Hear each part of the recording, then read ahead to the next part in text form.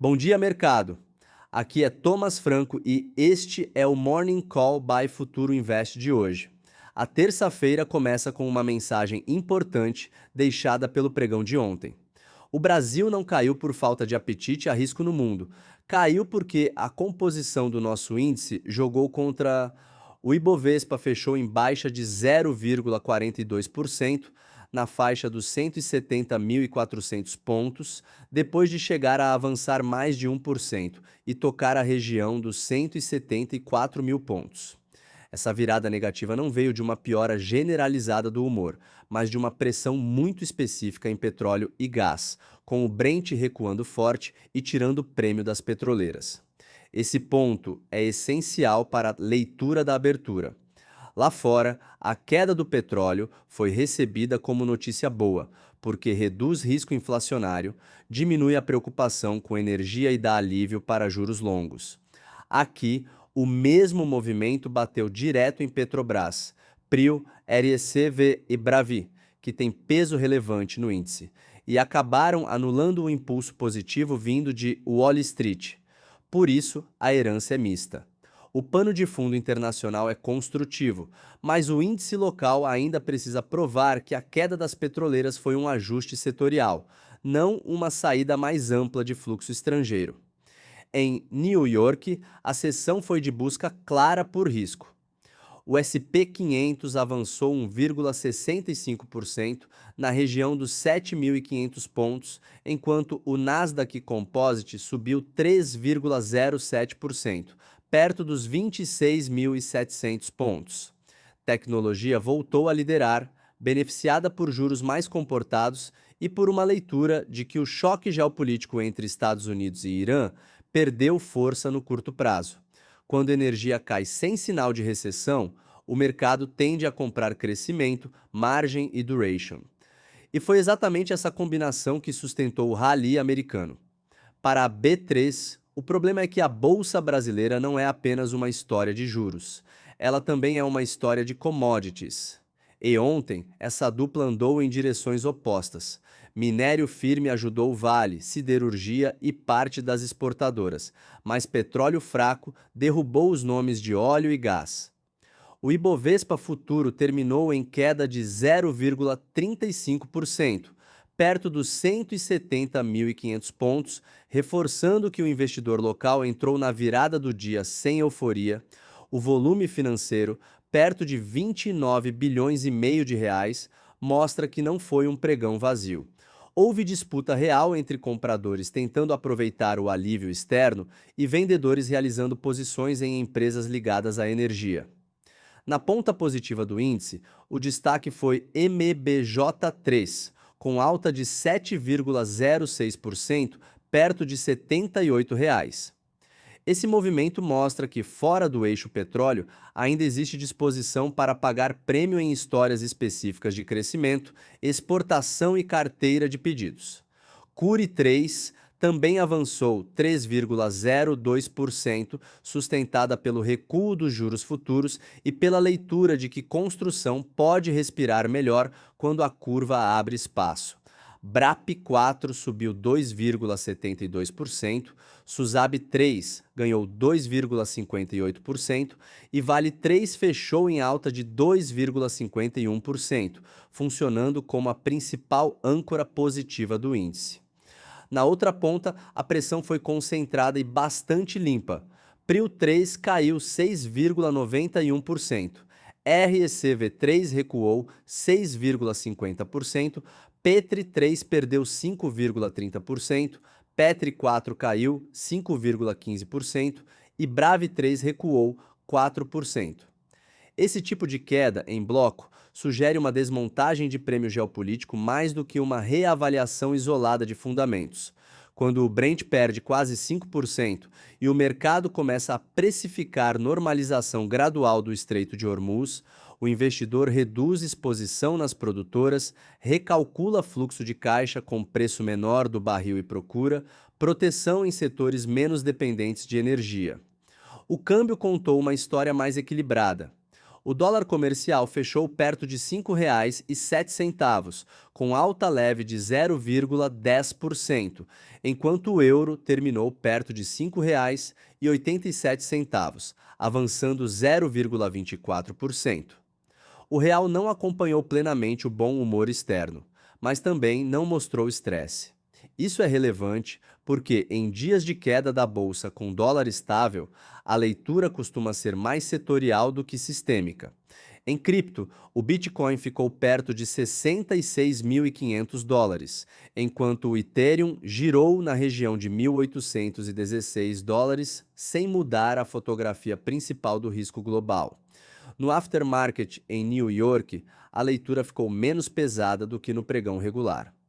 O ADRs da Petrobras fechou a sessão comum perto de $17,34, queda de 5,66%, mas no after hours aparecia levemente positivo, perto de $17,38.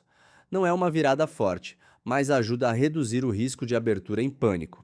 Já o ADRs da Vale ficou praticamente estável perto de $16, coerente com o minério firme e com a tentativa de compensar parte da pressão vinda de petróleo. O mercado de commodities segue no centro do tabuleiro. O Brent para agosto fechou em queda de 4,76%, perto de $83 por barril, no menor nível desde março. Esse patamar abaixo da região de $84 muda a matemática do dia, porque reduz a urgência de hedge contra a inflação de energia e melhora o humor em companhias consumidoras de combustível. Ao mesmo tempo, tira brilho de petroleiras, especialmente onde o valuation vinha carregado por risco geopolítico. Para a Petrobras, o investidor também olha dividendo, política de preços, capex e governança. Então, o petróleo mais baixo não é só uma linha no terminal, é uma revisão imediata do apetite pela tese. No minério, o sinal é diferente. A tonelada avançou para perto de $102, enquanto o contrato mais líquido em Dalian subiu para a região de 771 yuans por tonelada. É uma alta pequena, de 0,31% no referencial informado, mas suficiente para sustentar Vale e mineração na abertura, principalmente se a Ásia mantiver demanda por reposicionamento em China. Aqui vale atenção para o contraste. Petróleo em queda ajuda a narrativa de inflação menor no mundo, mas minério firme ajuda Brasil via balança comercial, lucro das mineradoras e fluxo para ações exportadoras. Essa combinação pode deixar a bolsa mais seletiva do que direcional. Nos juros, a leitura é potencialmente construtiva. Uma queda forte do petróleo tende a aliviar a expectativa de inflação global, reduz pressão sobre o Federal Reserve e ajuda a fechar taxas longas. No Brasil, isso conversa com a curva de DIs, com os ativos de renda fixa e com setores sensíveis à Selic, como construção, varejo, bancos médios e educação. Não significa compra automática de bolsa doméstica, porque fluxo manda muito no curto prazo, mas melhora a assimetria para nomes que sofreram com juros altos por tempo demais. Quando o custo de capital cai, o mercado começa a reabrir discussão de valuation, upside e resultado futuro. Para a boa abertura de hoje, eu olharia 3 frentes. Primeira, Petrobras e o bloco de óleo e gás, porque nova fraqueza do Brent abaixo de $84 pode manter pressão nos primeiros negócios. Segunda, Vale, siderurgia e exportadoras, porque minério firme pode sustentar rotação positiva. Terceira, bancos, construção e varejo seletivo, porque juros em queda podem atrair compradores táticos. A confirmação, porém, vem no fluxo dos primeiros minutos. Se a bolsa abrir fraca, mas dólar seguir calmo e juros continuarem recuando, a leitura é de ajuste setorial. Se dólar subir junto, petróleo cair e índice perder suporte, aí o mercado começa a tratar como redução de risco Brasil, tá? A mensagem para a carteira é não confundir índice com o mercado inteiro. O Ibovespa caiu, mas a dispersão foi grande. Quem tinha exposição concentrada em petróleo sentiu o choque. Quem estava em mineração, exportadoras selecionadas ou ativos domésticos de duration teve uma sessão muito menos negativa. Para o investidor, isso reforça a importância de balancear fatores commodities, juros, câmbio e fluxo estrangeiro não andam sempre na mesma direção. Ontem, eles se cruzaram de forma complexa e hoje o desafio é separar ruído de oportunidade. Do lado da gestão de risco, a melhor leitura é trabalhar com cenários, não com convicção única. Se o petróleo estabilizar perto de US$ 83 e os futuros americanos apenas realizarem parte do rally, o Brasil pode tentar recuperação parcial por rotação interna. Se o Brent cair mais e a curva de DIs parar de fechar, o investidor deve reduzir beta e proteger carteira. A chave do dia é observar se a queda de energia vira alívio macro ou vira perda de lucros no índice. Então, para esta terça-feira, o tom é de cautela construtiva.